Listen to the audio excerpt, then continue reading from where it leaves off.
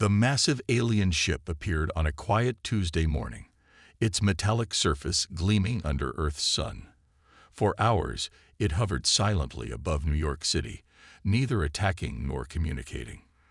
The world held its breath, armies stood ready, and civilians stared at their screens in fear and wonder. When the aliens finally spoke, their message was unexpected.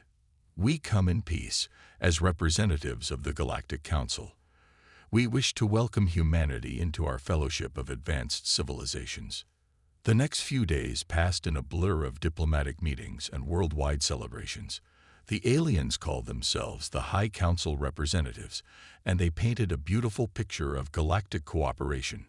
They promised to share technology, medical advances, and the secrets of faster-than-light travel.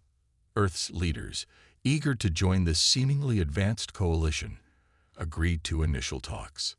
Thomas Reed, Earth's senior diplomat, sat in the first official meeting with the Council representatives. He was a tall man with graying hair and decades of experience in international relations, but nothing had prepared him for negotiating with aliens. The Council members sitting across from him looked almost human, except for their silvery skin and completely black eyes.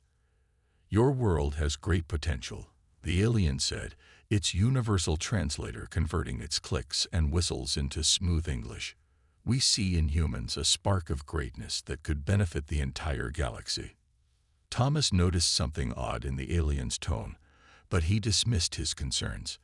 After all, this was the opportunity humanity had dreamed of for centuries. The initial agreements seemed generous. The Council would provide Earth with basic space travel technology and medical knowledge in exchange for some of Earth's unique mineral resources. They also requested permission to establish small bases on Earth for cultural exchange. What the humans didn't notice was how carefully worded these agreements were. The technology they received was generations behind what the Council actually possessed. The medical advances came with hidden dependencies on Council-supplied materials, and the mineral rights they granted gave the aliens access to far more than anyone had realized. 6 months into the partnership, the first signs of trouble appeared. Several major mining operations reported that their output was being diverted to Council ships without proper compensation. When Earth's representatives raised concerns, they were met with diplomatic doublespeak and vague promises of future benefits. Jane Cooper, a junior analyst in the United Earth government's Trade Department, was the first to spot the pattern. Late one night, as she reviewed resource transfer logs, she noticed that Earth was giving up 10 times more resources than it was receiving in return. When she took her findings to her superiors, they seemed strangely unconcerned. "The Council knows what's best for our development," they told her. "We must trust in their experience." But trust became harder to maintain as more troubling signs emerged. The Council's cultural exchange bases grew larger, their personnel more numerous. They began installing mysterious equipment in strategic locations around the globe, always with vague explanations about monitoring planetary health or enhancing communication networks. 1 year after first contact, Earth's economy had become deeply dependent on Council technology. Local industries struggled to compete with alien imports, and many of Earth's most profitable mining operations were now effectively under Council control. Thomas Reed, who had once championed the alliance, watched with growing unease as his worst fears materialized. During a private dinner with other senior diplomats, he voiced his concerns. "We're not joining the galactic community," he said quietly. "We're being colonized." The others shifted uncomfortably in their seats, but no one disagreed. They had all seen the signs: the gradual loss of autonomy, the increasing demands from the Council, the subtle but constant reminders of how primitive human technology was compared to galactic standards. Yet they felt powerless to act. The Council's grip on Earth's economy and infrastructure had become too strong to simply break away. Any resistance would be met with the withdrawal of vital technologies that millions now depended on. What the Council didn't realize, however, was that humans had not survived and thrived on Earth by being passive victims. As the alien ships continued their daily routines above Earth's cities, smaller groups of humans began to meet in secret. They studied the alien technology, documented the Council's activities, and started making plans. The Council thought they had found another easy world to add to their collection of subjugated species. They were about to learn just how dangerous it was to underestimate humanity. James Walker never intended to become a hero.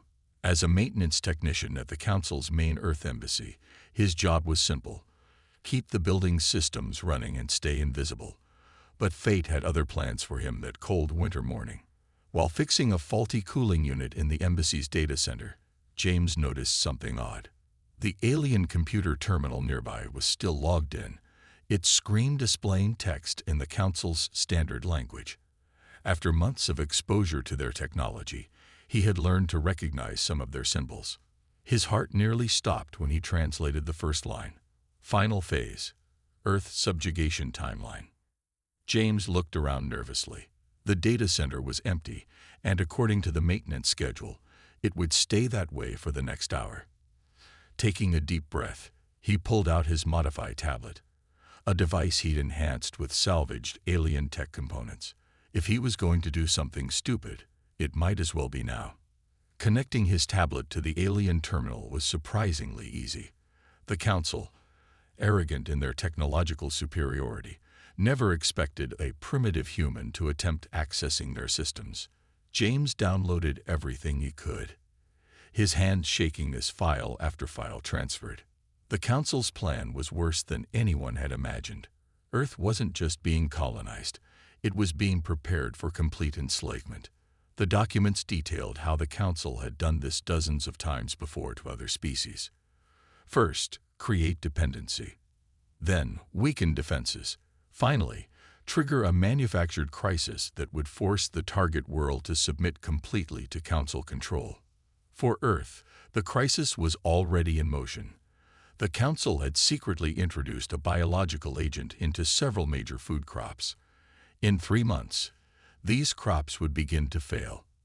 The Council would offer their help in exchange for Earth surrendering all military and governmental authority.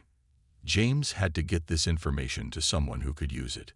He thought of Thomas Reed, the senior diplomat who had recently been expressing doubts about the Council.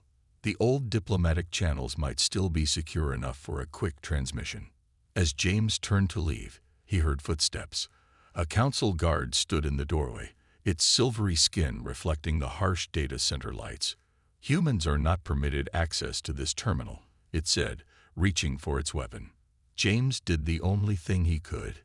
He hit the emergency fire suppression button. The room filled with flame-retardant gas, creating chaos.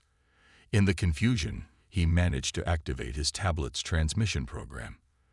The files began uploading to Reed's secure channel. The guard's weapon fired, hitting James in the shoulder. He fell, watching the transmission progress bar on his tablet. 90%, 95%. The guard was approaching, weapon raised for a killing shot. 98%, 99%. Complete. James smiled as the guard reached him. He might die here, but Earth would know the truth.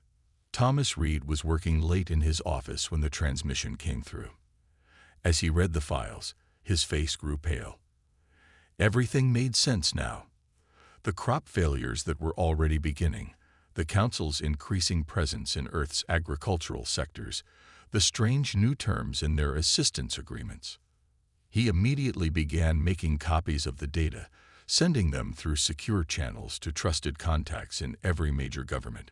But before he could finish, his office door burst open. Council security forces poured in, their weapons ready. "Thomas Reed," their leader announced, "you are under arrest for accessing restricted Council information." As they led him away, Thomas caught a glimpse of his computer. The final transmission had gone through. Now it was up to others to use this information. In the following days, the Council tried to contain the leak. They announced that James Walker had been a disturbed individual who died while attempting to sabotage crucial embassy systems.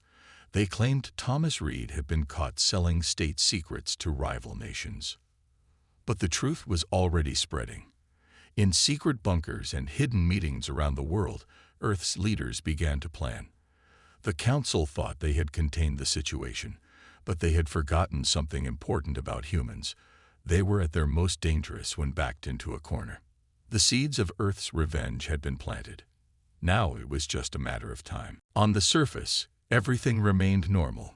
Humans continued their daily routines. Council ships still patrolled the skies, and trade operations went on as usual. But deep beneath the Rocky Mountains, in a facility unknown even to most government officials, Earth was preparing for war. Project Phoenix, they called it. The mission was simple but ambitious: turn the Council's own technology against them. Leading the project was Dr. Robert Stone, a weapons researcher who had spent the last year studying the alien tech. His team worked day and night, reverse engineering everything the Council had given them. "They think we're just copying their toys," Robert told his team during a late-night session. "But that's their weakness. They don't understand human creativity." He pointed to their latest prototype, a modified version of a Council energy shield. Where the alien version could only block physical objects, the human version could reflect energy weapons back at their source. In another section of the facility, military strategists studied the recovered files about the Council's previous conquests. Each alien species had fallen the same way, through dependency and surrender. But none of those species had Earth's long history of warfare and resistance. "Look at this," said Colonel Mary Foster, highlighting a section of the documents. "Every time the Council invaded, they used the same tactical approach. They've never had to adapt their strategies because they've never faced real resistance." She smiled grimly. "That's going to change." The Council's overconfidence proved to be their greatest weakness. Their security was designed to stop advanced hacking attempts but wasn't prepared for simple human ingenuity. Council guards never searched the maintenance staff, allowing hidden cameras and recording devices to document their technology in action. Even their universal translators became a source of intelligence as humans learned to decode their military commands. The crop crisis was approaching, but Earth had an answer for that too. In hidden laboratories, agricultural scientists worked with stolen alien genetic data to create resistant versions of threatened crops. They couldn't save everything, but they could prevent the total collapse the Council was planning. Meanwhile, Earth's governments maintained a careful facade of compliance. When Council representatives demanded increased resource shipments, Earth agreed, but sent lower-grade materials, secretly stockpiling the best for their own use. When the Council offered new technology, Earth accepted gratefully while their scientists took it apart to learn its secrets. The most crucial project took place in an underwater facility off the coast of Australia. Here, engineers worked to crack the Council's faster-than-light travel technology. The aliens had only given Earth short-range ships, but humans had managed to steal the plans for their advanced drives. "It's not just about copying their design," explained Dr. Anna White, the project leader. "We're improving it. The Council's drives waste energy because they never thought to question their basic principles. We've found a way to make them 30% more efficient." This was happening all across the globe. Humans took each piece of Council technology and reimagined it, combining it with Earth innovations in ways the aliens had never considered. What emerged was a hybrid technology that was uniquely human and far more dangerous than anything the Council expected. 6 months after James Walker's discovery, Earth was ready. Hidden factories had stockpiled weapons. Converted shipping containers concealed missile batteries. Ordinary-looking communications satellites carried experimental weapon systems. Every major city had evacuation plans and hidden shelters. In the mountain facility, Robert Stone put the finishing touches on their masterstroke, a virus designed to infiltrate and disable Council ship systems. The aliens' networks were advanced but rigid, never designed to handle the chaos of human-style cyber attacks. "How long until they notice?" someone asked during the final briefing. Colonel Foster checked her watch. "The Council thinks they have 3 more weeks until their crop crisis begins. They're watching for signs of panic, not preparation. By the time they realize what's happening, it'll be too late. In orbit, Council ships continued their patrols, their crews confident in their superiority. Soon, they thought, this primitive world would join all the others in submission to the Council's will. They never wondered why their long-range scanners sometimes glitched or why their system diagnostics occasionally showed strange readings. They would learn too late that humans weren't just preparing to survive. They were preparing to fight back. The Council made their move on a Sunday morning. 5 massive warships appeared in Earth's orbit, positioning themselves above major cities. Their message was brief and confident. Submit to full Council authority, or watch your world starve. In the Mountain Command Center, Colonel Foster watched the alien ships on the main screen. "Right on schedule," she said, nodding to her communication officer. "Send the signal." Across the globe, hidden weapons powered up. The Council ships detected the energy surge, but too late. Their sensors, designed to watch for advanced energy weapons, had ignored the primitive radio signals that carried Robert Stone's computer virus. The virus hit their systems like a thunderbolt. Alarms blared across their ships as systems began to fail. Shield generators flickered. Weapons went offline. The proud Council fleet, which had conquered dozens of worlds, suddenly found itself vulnerable. "They're trying to purge the virus," reported a young lieutenant watching the data streams. "But it keeps adapting. Dr. Stone's random code generation is working perfectly." Colonel Foster allowed herself a small smile. Launched the first wave. From disguised silos, hundreds of missiles rose into the sky. They looked primitive, simple rockets that the Council's sensors classified as minimal threats. But inside each one was a surprise, a combination of Earth and Council technology that created something entirely new. The Council ships managed to shoot down the first few missiles, their point defense systems working despite the virus. But they didn't expect what happened next. The destroyed missiles released clouds of microscopic robots, another hybrid creation combining Earth's nanotechnology with stolen Council power systems. These tiny machines swarmed over the Council ships' hulls, eating through their armor and disrupting their energy conduits. The aliens had never seen anything like it. Their weapons were designed to stop large attacks, not millions of tiny invaders. "Sir," called out the sensor operator, "Council Ship 3 is showing critical power fluctuations. Their core is destabilizing." The massive alien vessel, its hull now covered in silvery swarms of nanobots, began to break apart. The Council crew abandoned ship in escape pods, watching in disbelief as their mighty warship crumbled into space debris. But Earth wasn't done. From hidden bases in the ocean, modified submarines launched their own attacks. They fired special electromagnetic pulses, based on Council technology, but modified to target specific frequencies used by alien systems. 2 more Council ships lost power, drifting helplessly in orbit. The Council commander, watching his fleet fall apart, made a desperate decision. The 2 remaining functional ships targeted Earth's major cities, preparing to fire their main weapons. But they had forgotten about Dr. Anna White's work with their drive systems. The moment they powered up their main guns, every modified satellite in Earth's orbit activated. The energy from the Council's own weapons was caught in a web of recycled drive field generators, creating a feedback loop that overloaded their systems. In the command center, screens lit up with data as the Council ship's power cores went critical.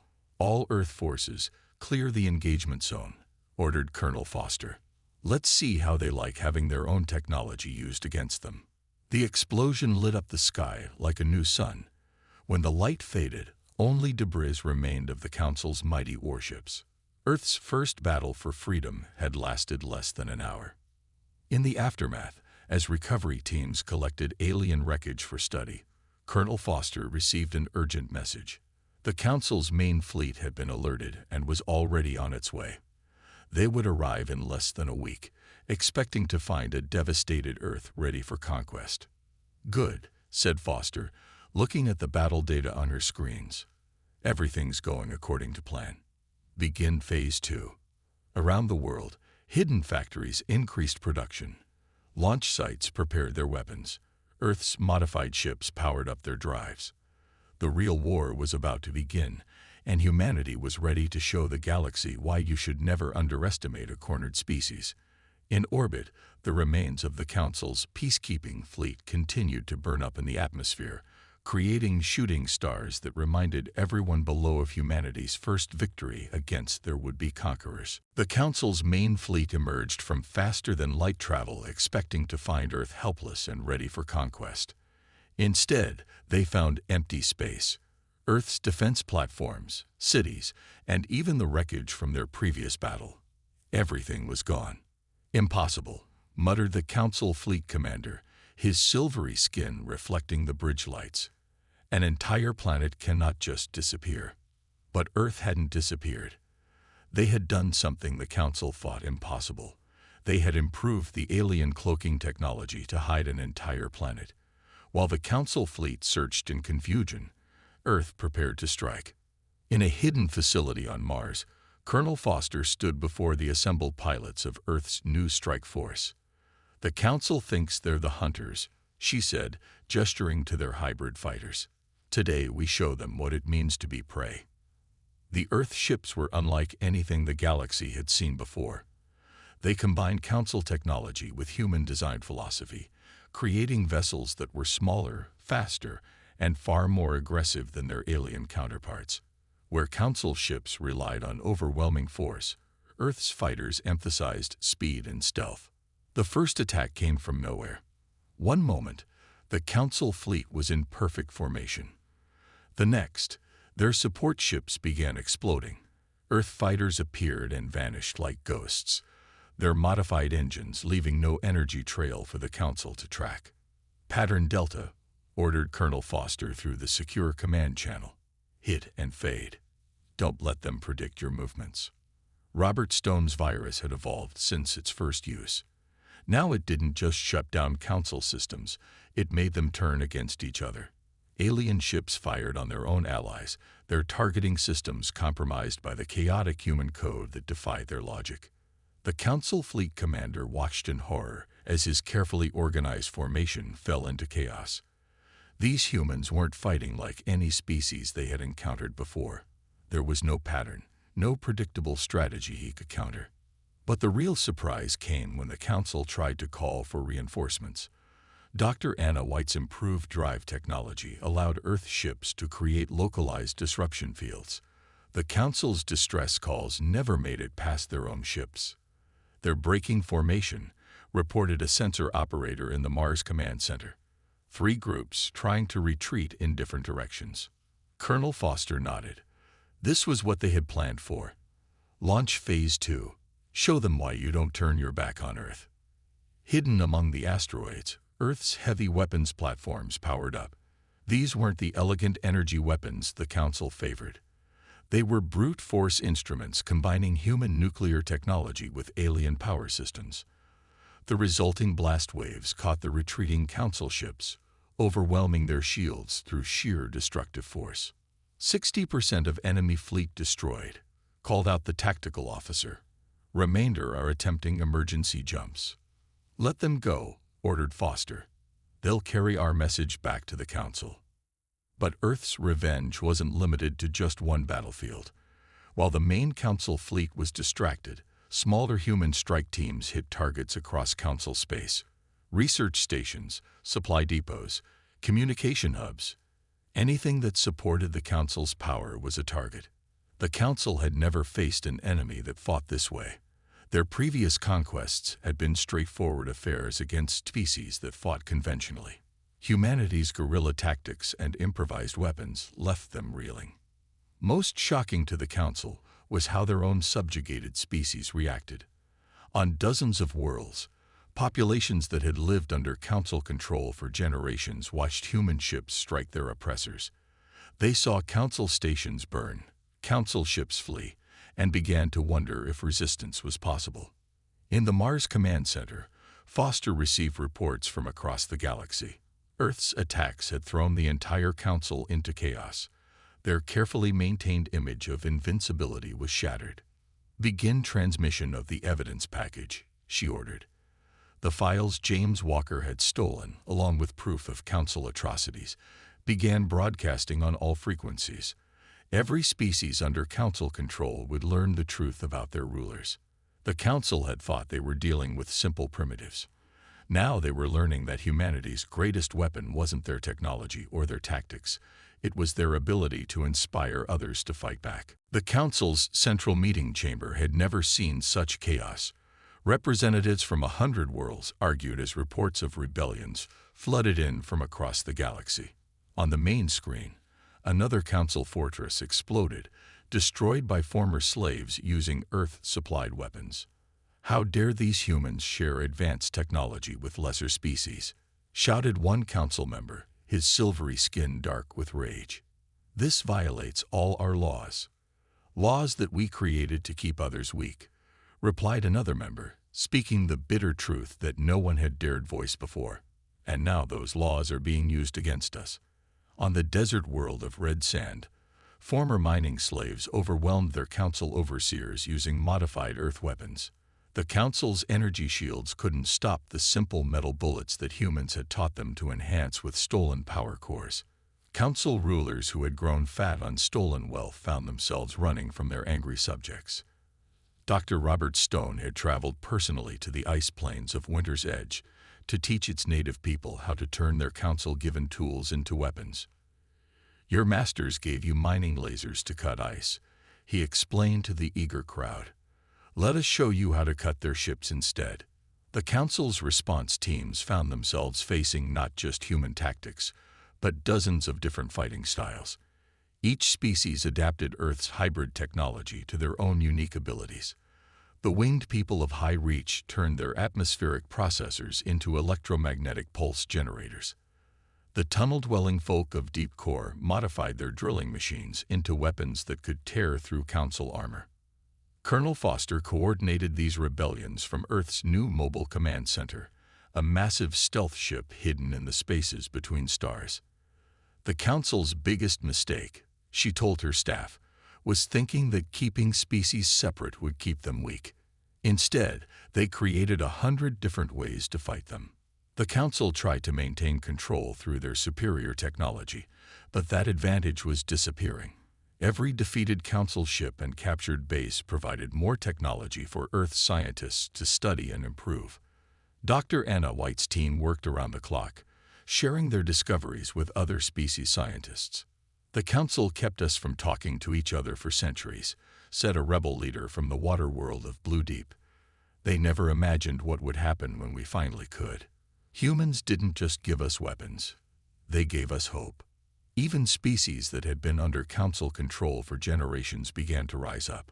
Ancient stories of freedom were whispered again.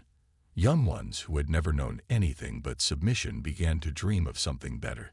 The council's carefully maintained order was crumbling.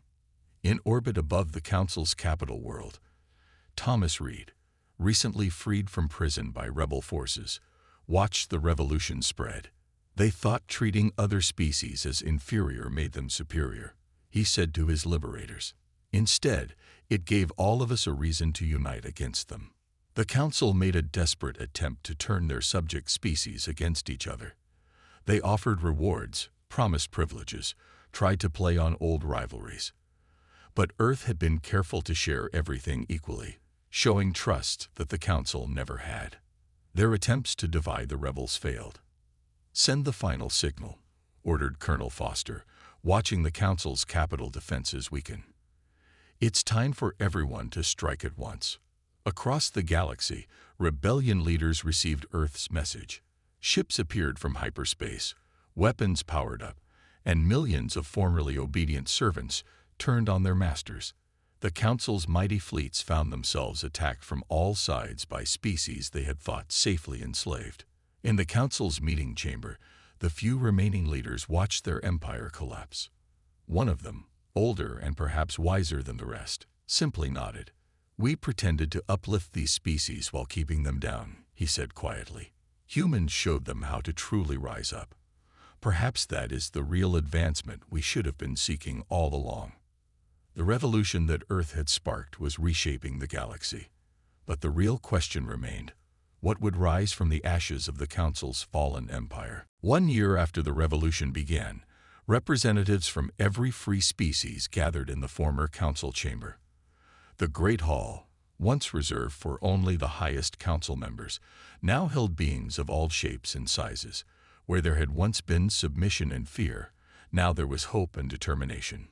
Thomas Reed, now Earth's senior ambassador, stood at the podium where council leaders had once pronounced their judgments.